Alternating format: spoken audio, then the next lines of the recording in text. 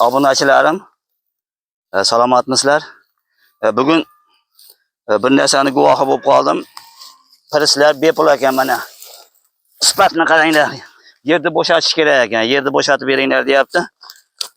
Narx navosi, telefon nomerini qo'yib qo'yaman. 3000 dan deyapti donasini. 3000 dan olib ketaverasizlar. Cheklanmagan miqdorda mana baylovlari mana nimalari mana sifati mana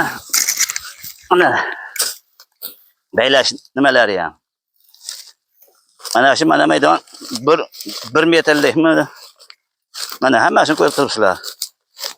Cheklanmagan miqdorda 3000 so'mdan o'rtoqlar kelib olib ketish mana nixlab prislangan mana niq prisga mana nixlangan. Telefonga murojaat qilaverasizlar mana cheksiz. Yerni bo'shatish kerak ekan, o'shanga 3000 dan bo'lsa ham beraveraman.